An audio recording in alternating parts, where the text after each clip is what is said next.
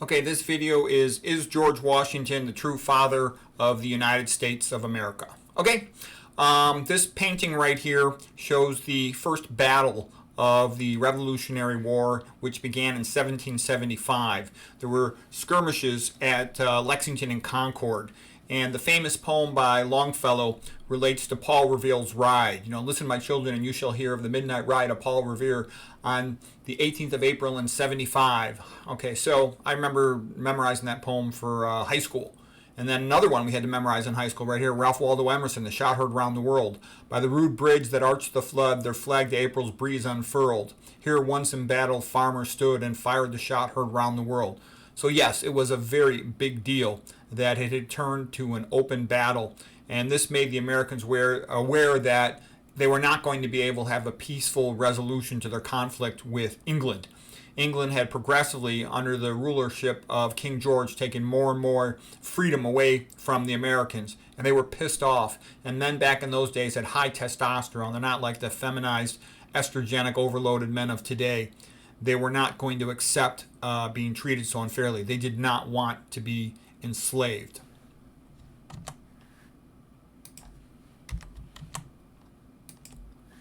So then, at the Battle of Bunker Hill, which is in Charleston Peninsula in Boston, this was in 1775. The Americans held a position on Bunker Hill, and the British came to charge the hill. Basically, back in those days, the British had big bayonets on their rifles, and what would happen is there was a musket ball that they could only fire one shot at a time, the soldiers' rifles. So they would just charge the hill and be willing to accept one shot. The muskets weren't as accurate as rifles are nowadays. But they also thought the Americans were a bunch of cowards and disorganized rebels, you know, drunks, alcoholics, and all this stuff. But they were amazed at how well the Americans fought. And the Americans killed tons and tons of British soldiers at the Battle of Bunker Hill. The only reason the Americans retreated was because they had run out of ammunition. The British had far more soldiers. Their soldiers were far more experienced, far better trained, better equipped, you name it. But the Americans were very brave, and they were fighting for their lives, fighting for their country. So this was described as a Pyrrhic victory, whereby even though the Brits, at the end of the day, captured Bunker Hill, they did so at tremendous casualties. And General Howe, who was the future leader of the entire British Army, learned a lot from this. He learned to have respect for the Americans, and it actually made him kind of scared of the Americans, which worked to the Americans' advantage later on, because the Brits were amazed at how well the Americans fought. Okay, then this is a continuation of the Battle of Bunker Hill. Once the British could get past the line of American soldiers, they would then use their bayonets to kill a lot of the Americans. The Americans often were just fighting with a rifle with no bayonet on it. And here's General Mercer. He was actually one of the great founding fathers of the United States of America. He was especially based in Boston. And, you know, they would just bayonet and kill the Americans that they could catch beyond the original line of fire. So the Americans were quite pissed off by the British going around with their standing army and abusing the American citizens. There was the Boston massacre and whatnot. And so this was the spirit of 1776. The Americans were pissed off. They wanted their freedom. And a decision had been made to make a declaration of independence.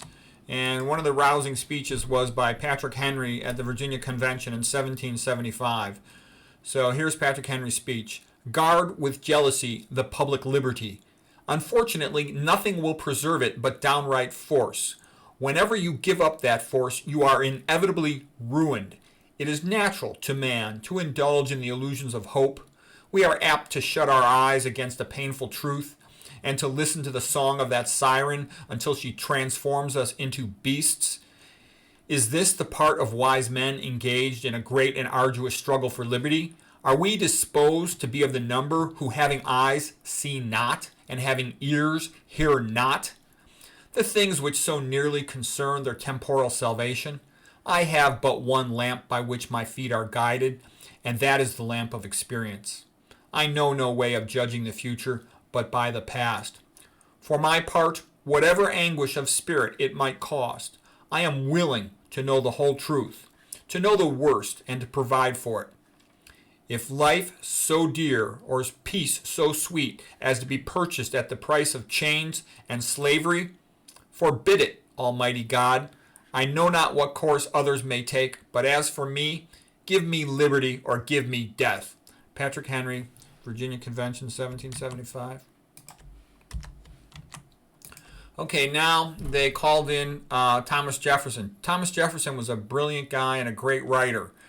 And they asked him to write the Declaration of Independence because they knew he was a great writer, and also because he was from Virginia. Virginia was the most populous colony of that time, and they also felt that would help to unify all the colonies versus the Northeasterners, often sort of had big mouths, but they weren't as well liked by the Southerners. So Jefferson was the man to write the Declaration of Independence.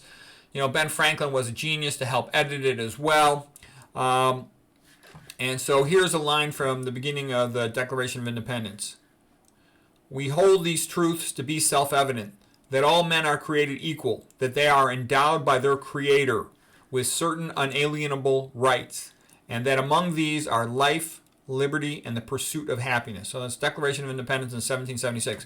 Key point here is the rights are endowed by a Creator. If you are created in the image of God, you're entitled to rights by being partly divine. And if you're not, in the modern parlance, then you're just a talking monkey by atheistic Darwinism. Okay, of course, Ben Franklin was great with his scientific work, and he was, given honorary doctorates, all kinds of good stuff. So that's a topic for another day, but he was obviously a great, brilliant man. Here's a quote from Ben Franklin.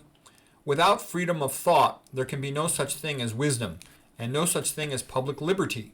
Without freedom of speech, when the truth and error have fair play, their former is always at an overmatch for the latter. So just, be aware of it. That's all Ben Franklin there is. The public has to have free speech in order to figure out what the truth is about different types of situations. And anyone who tries to deny them free speech is a tyrant. Okay, so if you ever hear somebody saying, oh, that's hate speech or whatever, that's bullshit, okay? People need to be able to speak the truth. And sometimes people will say things that are wrong or inappropriate, but you need to work through all that as part of a conversation, okay? So just be aware of that. You can really quickly tell who is not out for your best interest when they're telling you can't have free speech. And usually it'll be disguised. They'll call it preventing misinformation. Yeah, this basically whatever they say is correct information, and that'll be pushed by force. Okay, so here's the signing of the Declaration of Independence. And the other thing, too, is you hear all this stuff. The guys who founded America were a bunch of white Christian heterosexual men. Okay, that's who founded America. Now, in the current parlance, they are all being scapegoated. Okay, my mother's from Puerto Rico. Okay, she couldn't wait to come to the United States because there were more opportunities.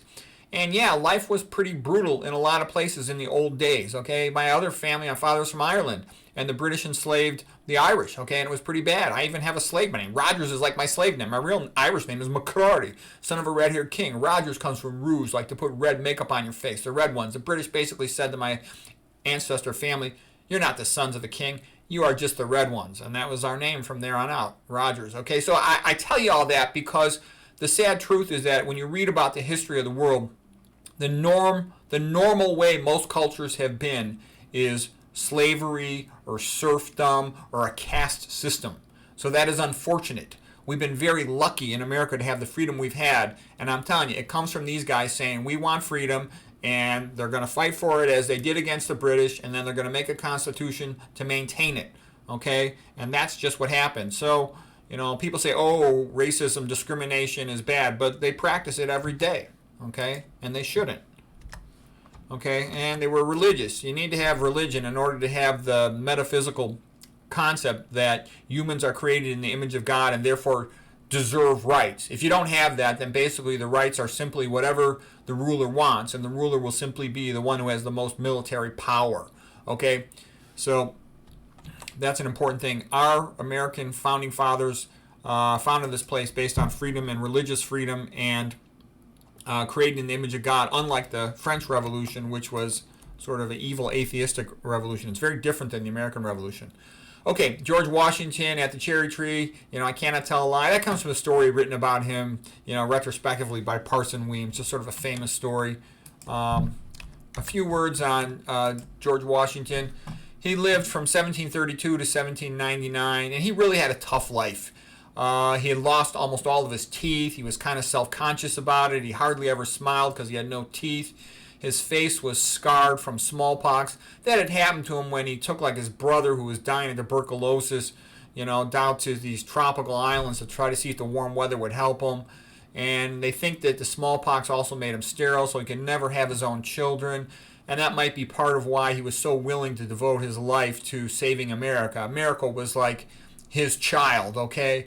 The guy, he was a great man, and he had a tough life. He was a great horseman. He was the best horseman of his age.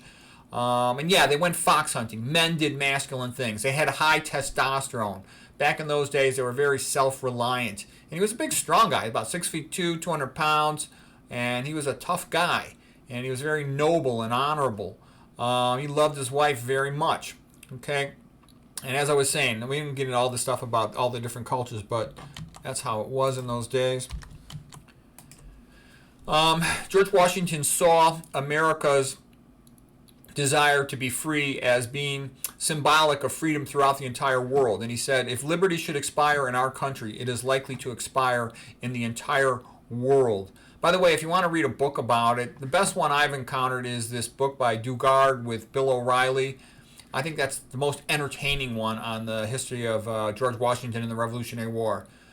I read the 1776 book by McCullough, and it's good, but there's lots of social info. It almost reminds me of a book written by a woman. I read tons of books, and so a lot of times when I read a book by a woman, she goes into all this personal data and conversations and who's friends with who. And, don't get me wrong, that's good. I like to learn that stuff too. Whereas a guy tends to focus on chronology of events and the sequence of action. It just tends to be they write differently. Okay, DVD miniseries movie about George Washington starring Barry Bostwick was very good. The movie The Patriot with Mel Gibson about Francis Marion the Swamp Fox and the conflict with Banastre Tarleton, the sort of evil English officer, is quite interesting. And many times George Washington was at risk to lose the entire war. He barely won the war, and we were under perilous circumstances at many times. The British had lots more soldiers, better equipped, better armed, and especially early on, some really bad losses happened to the Americans. So here's another quote by George Washington. The time is now at hand which must determine whether Americans are to be free men or slaves, whether they are to have any property they can call their own, whether their houses and farms are to be pillaged and destroyed, and themselves consigned to a state of wretchedness. The fate of unborn millions will now depend under God, and on the courage and conduct of this army. We have therefore to resolve to conquer or die. July 1776, George Washington. And that is the spirit of 1776. And the other men of America at that time, they understood how great George Washington was. Here's a quote from Thomas Jefferson. George Washington has a mind that is great and powerful. No judgment was ever sounder. His integrity was most pure. He was indeed, in every sense of the words, a wise, a good, and a great man. Thomas Jefferson. George Washington didn't have to do it. He was wealthy. He had a nice farm. He could have just lived out his life on a nice farm. He didn't have to protect America from the British. Okay, so in the beginning, we talked about the initial skirmishes at Lexington and Concord. Then the Brits had taken over Boston. And George Washington did a brilliant maneuver. In the middle of the night, he got all his men up on top of Dorchester Heights, Dorchester Hill. And from that position, they could fire their cannons at all the British positions, and the British were forced to flee Boston. So that was a great victory for the Americans. It was brilliant, all right? So the Americans got off to a great start. Okay, and this is a painting by Emmanuel Lutz. But then the Americans really screwed up. The British now had their headquarters in New York, and George Washington foolishly went out to New York to follow the British there. But the problem with New York is you see all these rivers. They were the perfect setup for the British to rapidly be able to ship their men around in their boats and their cannons. So the Americans got their butts kicked in New York. Okay, it was really bad. And one example was the Battle of Fort Washington in 1776 when they were overrun by the Hessians. The Hessians were the German missionaries. And this is the one lady who was sort of named, and this painting is by Don Troiani. And he's a great military artist. And this was made for some special event to talk about women too. But her husband was manning the cannon and he got killed. And so she went up and helped with the cannon and she also was killed. once they would get over the fort's barricades, the British, they all had these long bayonets, and they would just bayonet the Americans. They killed a lot of Americans with their bayonets. It's quite brutal. And they were able to charge an armed fortress because the musket could only get off one shot. So they were willing to take that one shot, which wasn't always that accurate, for the opportunity to charge and then bayonet people.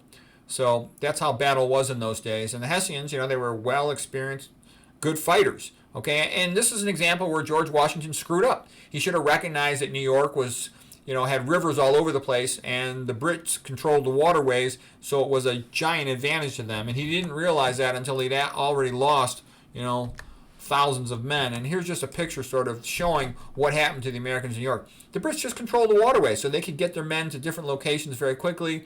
Their ships could fire cannons, from the waterway, and that really made it pretty much impossible for the Americans to do anything in New York, except finally they retreated, and luckily they were lucky to escape alive without being surrounded by the Brits. And so it was a disaster, the loss of the Americans in New York in 1776. But what, George W., he knew he had to do something to cheer up his forces, because lots of men were deserting, they weren't getting paid, they didn't have adequate equipment. So he made this stunning raid in the middle of the night. Look at all his men all the way out here, crossing the Delaware River to attack the Hessian soldiers at Trenton. And this was a great victory for the Americans. They caught the German mercenaries by surprise, and they crushed them. And this greatly raised respect for the American forces. And it was real important that they could win some battles, because they wanted to get the French on their side. And here's where George W. captured the Hessians. And these German soldiers, they were brutal. They would, bayonet the American soldiers in areas where there were trees. They would bayonet them and stick them to trees. They would behead them. They were awful and brutal, the German Hessian mercenary soldiers, okay? I wrote missionaries there, which is a big mistake, obviously. John Trumbull was the artist, and he actually traveled with Washington and illustrated events from the Revolutionary War. Okay, here then was the Battle of Princeton, which was just a couple days after the victory over the Hessians at Trenton. And so in the Battle of Princeton, this is General Mercer, and this is a typical thing that would happen. If, the Brits got a hold of you and were up in close combat, hand-to-hand fighting, they would just bayonet the crap out of you and kill you. And it was a pretty awful way to die, but that was a common way that the Americans died at the hands of the British. The British had a lot of soldiers, and they would just charge right into the muskets, get over the wall of the fortress, and then bayonet the crap out of the Americans. And they killed lots and lots of America that way. But at this time, the Americans won both in Trenton and at Princeton. There's GW on his horse. And this was a big deal because Benjamin Franklin had traveled to France to try to get the French to support the Americans. And the French were like, you guys are a bunch of screw-ups. You're going to lose. Why should we support you? So these two big victories at Trenton and at Princeton gave the French confidence that America was worth supporting. And it also greatly boosted the morale of the American soldiers.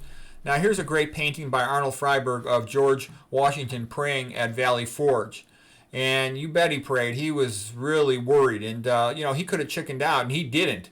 He was in the middle of the fray. He was almost killed multiple times. He had several horses shot out from underneath him. He really took a lot more risks than a general officer should.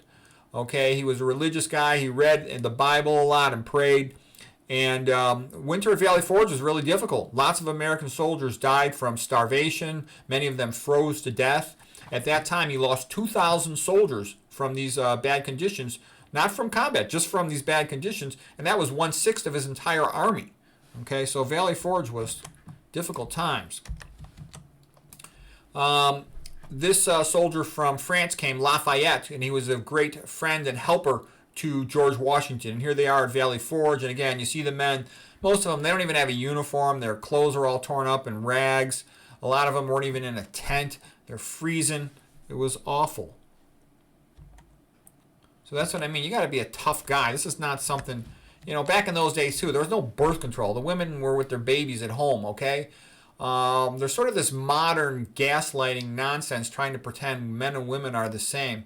No, women had no birth control. They'd often have, 10 or more babies over the course of their life. There was a high infant mortality, so a lot of them, didn't survive, a lot of the children, sadly, but that's a big job. A woman's got shoulders and physical strength about like a prepubertal boy, okay? Which is like what, about 6th or 7th grade. And once a woman has a baby, that's the priority of her life, more so than her husband. Any guy will tell you that.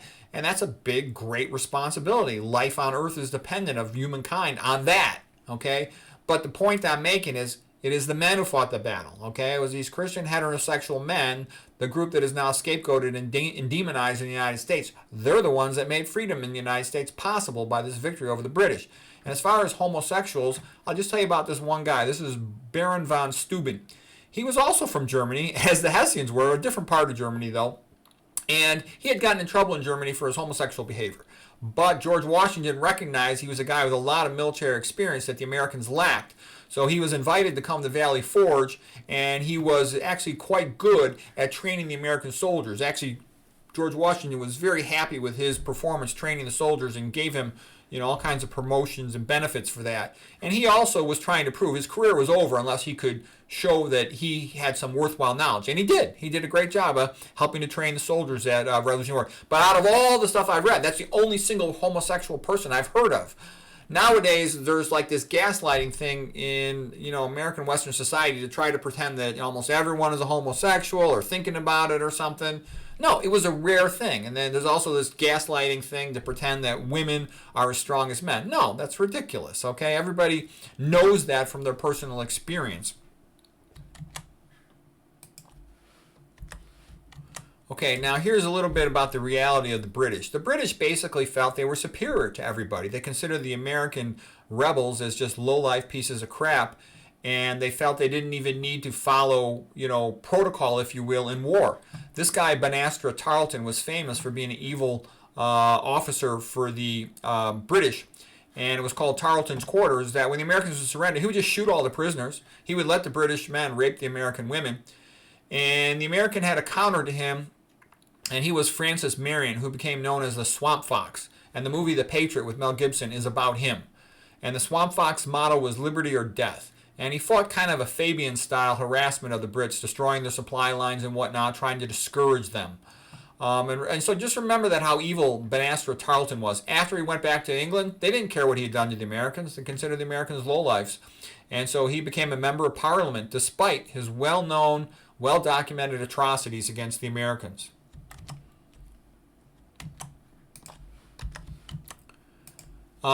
Here's one of the men. This was a big battle too in South Carolina, part of the Southern Front in the Revolutionary War, where the Major Ferguson of the British demanded all the Americans to disarm, and they basically said screw you, and they fought the Battle of Kings Mountain in 1780. This is Ferguson. He was killed, and he's shown here falling off his horse. So the Americans said, no, we're not your slaves. We're not going to do what you say. Here's another one where George Washington rallies the troops. He was in the middle of a lot of stuff. And then this guy came along to be aide-de-camp to George Washington, future president. And he was a brilliant guy. Alexander Hamilton was a genius, and he was a brave guy, too.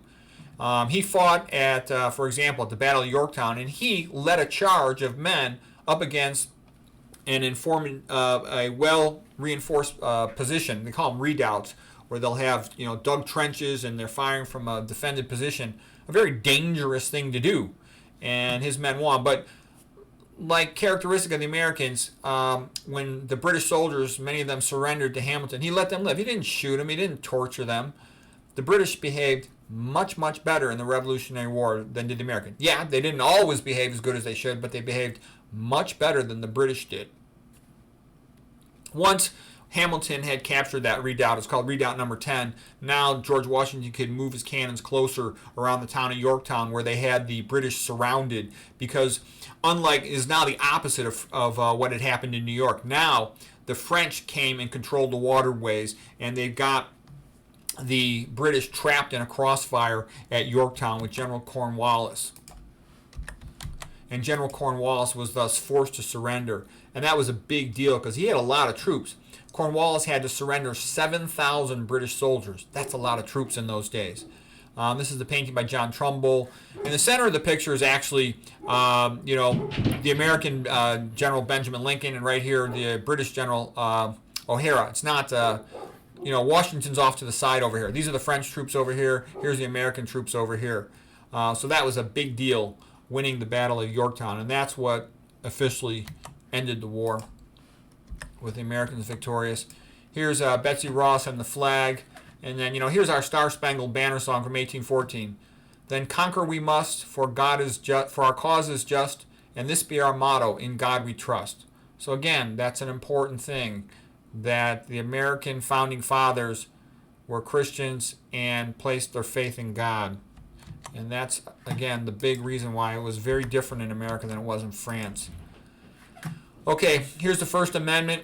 And this is the Constitutional Convention where they made the Constitution. This was in 1787. It was presided over by George Washington. You can see Ben Franklin there. You can see Thomas Jefferson there.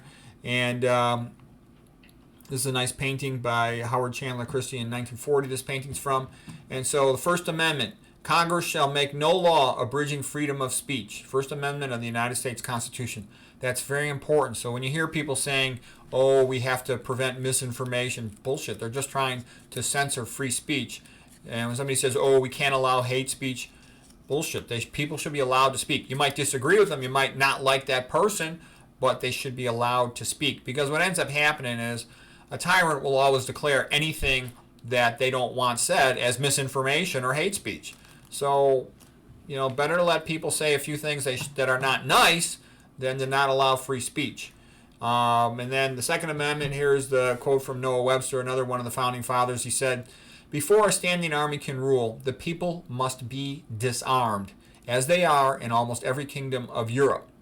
The supreme power in America cannot enforce unjust laws by the sword because the whole body of the people are armed and constitute a force superior to any band of regular troops that can be on any pretense raised in the United States. Yeah, and that's why the public should be able to bear arms so they can defend themselves, both from criminals and also from unfair treatment, okay? And that was an important point, and that's what it was all about at the founding and at the Constitution, and people should know that.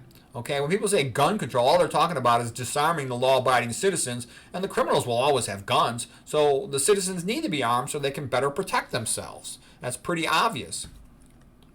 And the more armed the citizens are, the less likely that the government or criminals will abuse them. So, the question at the beginning of this lecture was, is George Washington the father of the United States of America? Yes, he is. And there should be a holiday named after him. There's a good reason to honor the founding fathers of a country, just like the Ten Commandments, honor thy father and mother. You should honor the father of your country. He was a very great man. He really was. Go ahead, study for yourself. Read a bunch of different sources, and you'll see what a great devoter this guy was. He left his farm to save his country, and he did it for no pay. He was not paid to be the leader of the United States Army against the British. He was not paid to be the president of the United States.